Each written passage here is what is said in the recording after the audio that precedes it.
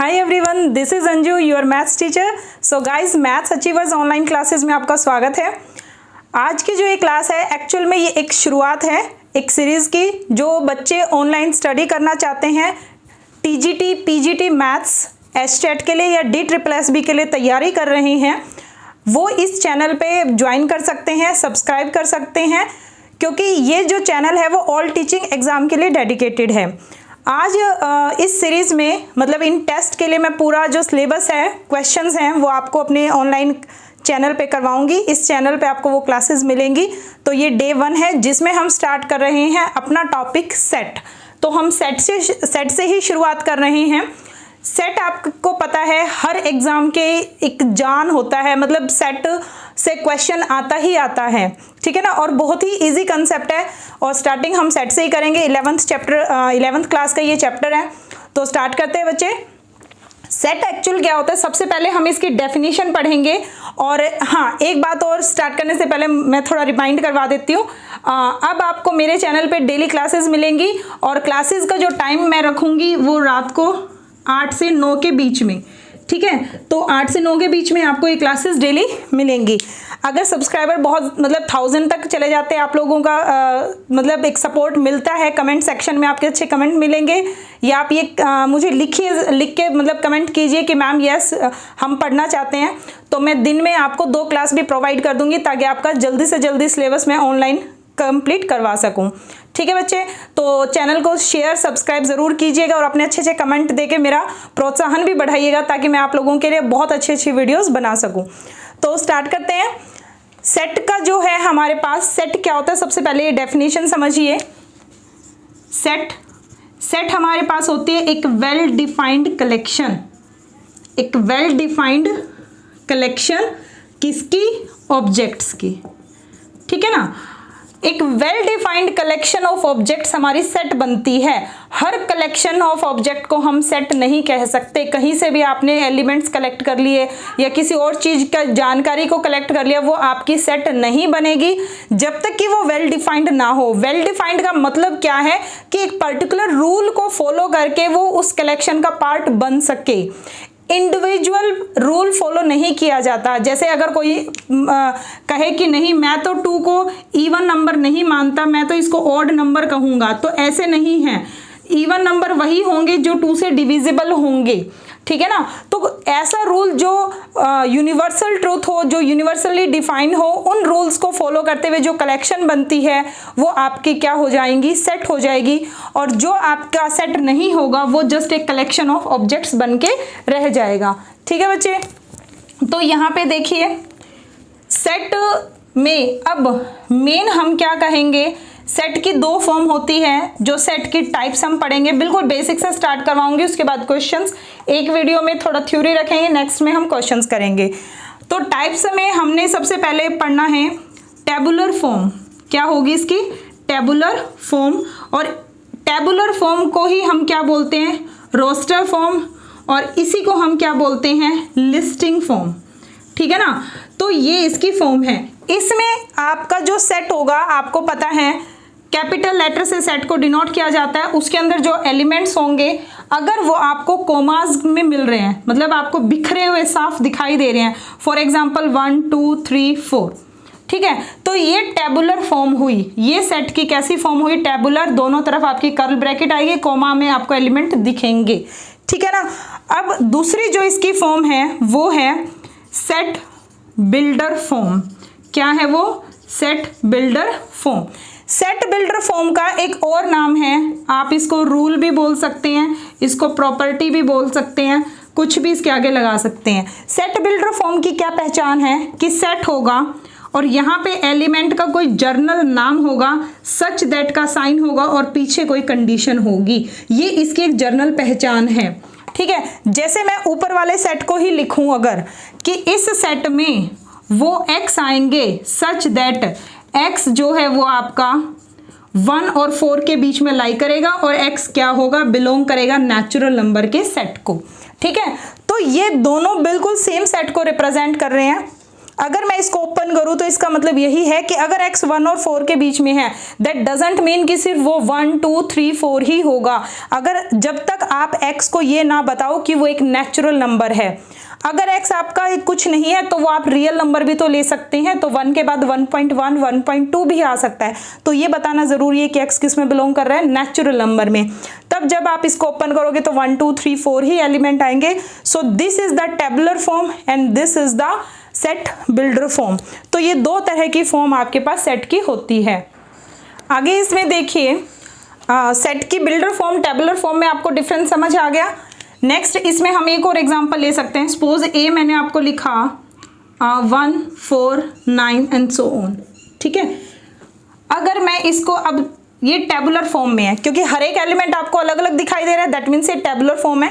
इसको अगर मैं कंबाइन करना चाहूँ, जर्नल एक एलिमेंट x रिप्रेजेंट करना चाहूँ, ये x एलिमेंट इसको सबको रिप्रेजेंट करेगा, तो यहाँ ऐसी कौन सी कंडीशन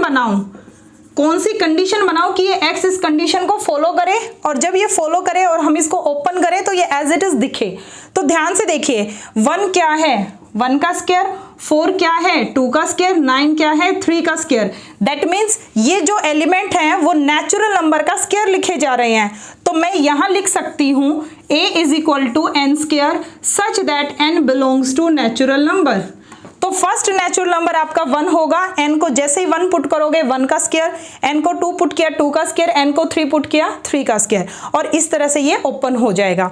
इसके बाद हम शुरुआत करते हैं सेट्स में। हम कितने तरह के सेट्स पढ़ेंगे? सबसे पहले मैं आपको बताऊंगी फाइनाइट एंड इनफाइनाइट सेट के बारे में, ठीक है। हमारी ये फर्स्ट क्लास है सेट के लिए, तो बिल्कुल बेसिक से मैं इसको बताऊंगी। नेक्स्ट क्लास में हम क्वेश्चंस करेंगे और बहुत ही अच्छे क्वेश्चंस करेंगे, अच्छे लेवल वाले, तो आप बिल्कुल इसमें बने रहिएगा। फाइनाइट और इनफाइनाइट सेट क्या होंगे? फाइनाइट सेट क्या होते हैं भाई? जिनमें आप नंबर ऑफ एलिमेंट्स को काउंट कर सकते हो, और इनफाइनाइट सेट में आप कितने एलिमेंट उस सेट के अंदर है आपको पता नहीं है।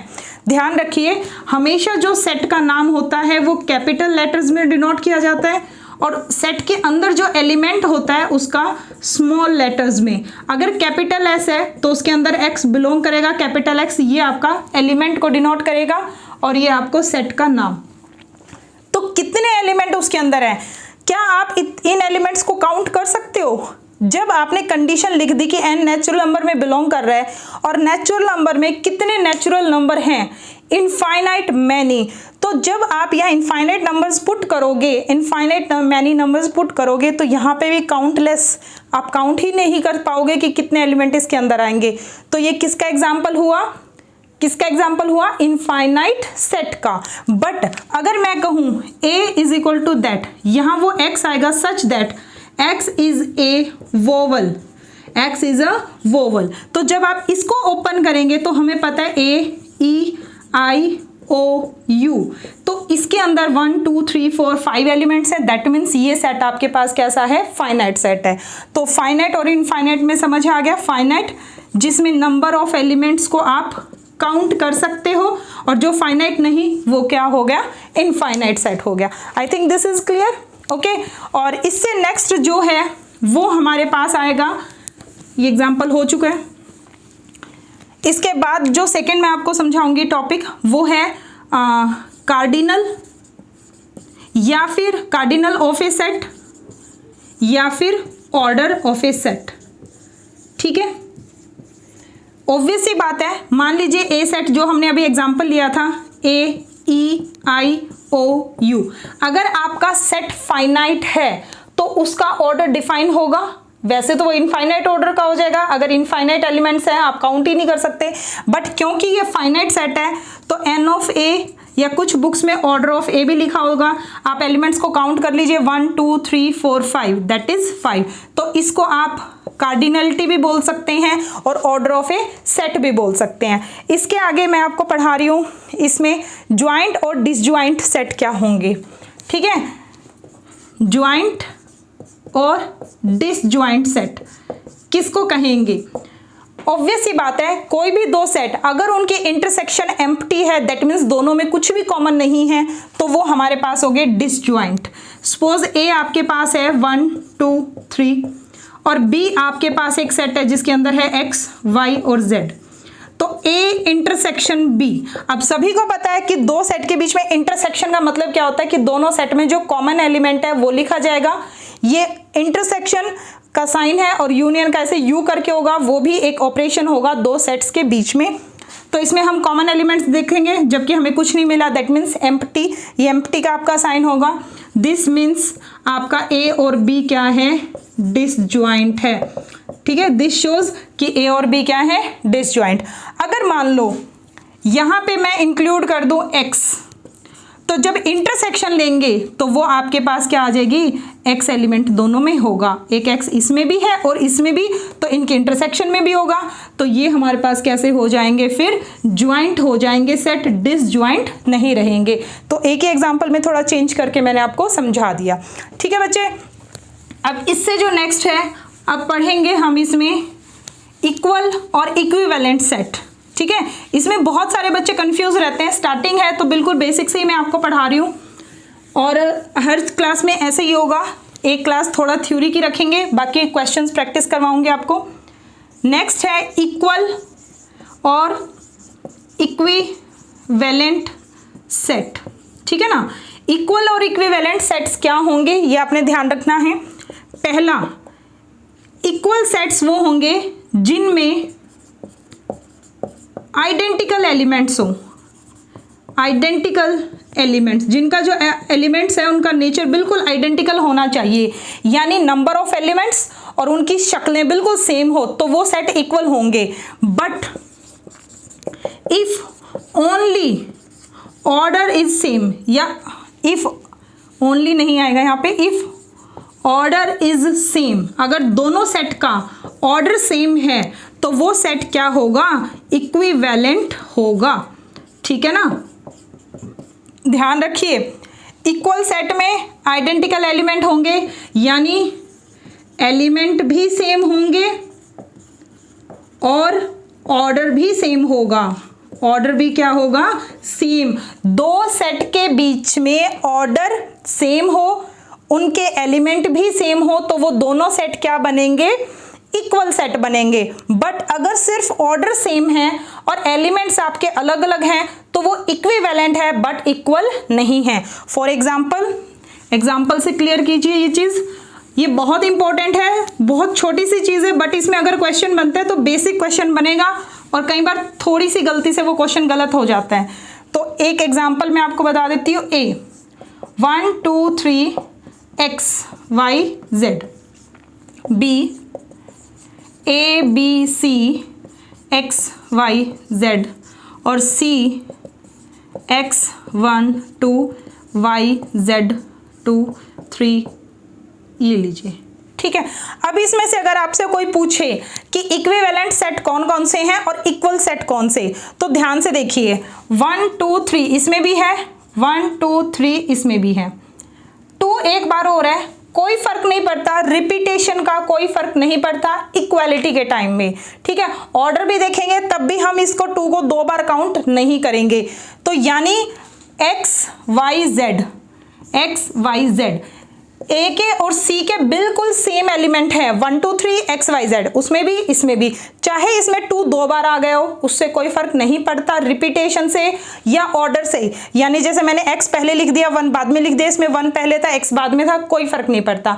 तो हम ये कहेंगे सीधी तौर पे कि जो ए है वो किसके इक्वल हुआ है, सी के। ठीक है, और बी का और ए का ऑर्डर सेम है, लेकिन इसमें ए बी सी है, इसमें ए बी सी नहीं है, तो ये इक्वल नहीं होंगे। बट ए इक्विवेलेंट किसका होगा, बी के, क्योंकि ऑर्डर ऑफ ए और ऑर्डर ऑफ बी आपका क्या है, सेम, विच इज 6। इसमें भी 6 एलिमेंट, इसमें भी 6 एलिमेंट और इसमें भी 6 एलिमेंट है, तो ये सी के भी इक्विवेलेंट होगा, क्योंकि 1 2 3 4 5 6 1 2 3 4 5 6 2 रिपीट हो रहा है, तो ऑर्डर पे इसमें कोई फर्क नहीं आएगा। ठीक है, तो इक्वल और इक्विवेलेंट का मतलब समझ आ गया, किन सेट्स को इक्वल कहेंगे और किन को हम इक्विवेलेंट कहेंगे। अब इससे नेक्स्ट हमारे पास आएगा pair wise disjoint set. Pair wise disjoint set कौन कौन से होंगे ये इसमें पढ़िएगा। मान लीजिए एक फैमिली आपके पास है A1 A2 A3, ठीक है, बहुत सारी फैमिली मैंने डाल दी। यहाँ पे एलिमेंट्स हैं 1 2 3 4 5 6 7 8 9 सपोज, ठीक है, एलिमेंट्स कोमा में है, ये टेबुलर फॉर्म में मैंने लिख लिया। अब अगर मैं A1 इंटरसेक्शन A2 करूँ, दो सेट के इंटरसेक्शन अगेन एक सेट आएगी, और इस सेट के एलिमेंट कौन से होंगे, जो इसमें भी हो और इसमें भी, दोनों में कॉमन होना चाहिए। 1 इसमें है बट इसमें नहीं, 4 इसमें नहीं, 7 इसमें नहीं, ये एलिमेंट इसमें नहीं है, दैट मीन्स ये कुछ नहीं है। आप इसके अंदर 5 मत डालना, एम्प्टी, या तो ऐसे या फिर ऐसे, ठीक है। तो दोनों सेट क्या हो गए आपके एम्प्टी। सेम अगर मैं A2 के इंटरसेक्शन A3 के साथ करूं वो भी एम्प्टी, A3 के इंटरसेक्शन A1 के साथ करूं वो भी एम्प्टी। तो एम्प्टी है, दैट मीन्स ये तीनों हमारे पास क्या हैं, pair wise disjoint set, pair wise disjoint set, ये हमारे पास ये हैं, ठीक है बच्चे, ये क्लियर हो गया। और इसके बाद जो इम्पॉर्टेंट है वो है एक power set, universal set, subset, I think ये सबको पता है, थोड़ा सा जहाँ कंफ्यूजन थी वही समझा रही हूँ। पावर सेट, पावर सेट किसका, ऑफ ए का। अगर किसी सेट का आप पावर सेट निकाल रहे हैं, किसी भी सेट का पावर सेट निकाल रहे हैं, तो जिस सेट का पावर सेट निकाल रहे हो इसके सारे सबसेट्स इकट्ठे कर लो, सबसेट्स इकट्ठे कर लो, ठीक है। और उन सारे ऑल सबसेट्स की जो आपकी कलेक्शन होगी वो क्या बन जाएगी, पावर सेट ऑफ ए, ठीक है। फॉर एग्जांपल ए मान लीजिए मैंने लिखा 1 और 2, तो ए के सबसेट, पहले मैं लिख रही हूँ सबसेट्स ऑफ ए, तो सबसे पहला जो सबसेट होता है वो एम्प्टी होता है, ठीक है, फिर वो खुद अपना भी होता है, और ये क्या होते हैं हमारे इम्प्रॉपर सबसेट्स, क्या होंगे, इम्प्रॉपर सबसेट्स। इनके बाद सिंगलटन वालों को ले लो, सिंगलटन क्या होगा भाई, जिसमें एक ही एलिमेंट आए, फिर 2, फिर 1 और 2, 1 2 तो आपका ए ही हो गया, तो आप इसको 1 2 लिखो या इसको ए लिखो, ये सारे सबसेट्स हो गए। इन सारे सबसेट्स को मैं कलेक्शन बना दूं, कलेक्शन बनाने का मतलब सेट में डाल दूं, तो अब ये क्या बन गया, ये पूरा ये बन गया पावर सेट ऑफ ए, ठीक है। तो पावर सेट ऑफ ए का जो एलिमेंट है वो अपने आप में एक सेट की फॉर्म में है, और वो सबसेट किसका है, ए का। क्लियर हो गई ये चीज, पावर सेट ऑफ ए। अब इसमें कई बार एक क्वेश्चन आता है which is very important, number of P of 5 क्या होगा, ठीक है। क्वेश्चन वैसे मैं कल करवाऊंगी बट आज थोड़ा सा हिंट दे रही हूँ। नंबर ऑफ पी ऑफ 5 क्या होगा, यानी आपको पता है पावर सेट ऑफ 5 निकालना है, तो सबसे पहले 5 एक सेट है भाई, है ना। अब 5 का सबसेट क्या होगा, तो वो एक ही सबसेट होगा 5 आपका ए की तरह काम कर रहा है, यानी वो ए की जगह 5, तो 5 का जो सबसेट है वो 5 है। यानी अगर मैं पावर सेट ऑफ 5 बनाऊं तो उसके अंदर वो कलेक्शन सबसेट कितना है, एक खुद 5 है, तो सिर्फ वही आएगा, ठीक है।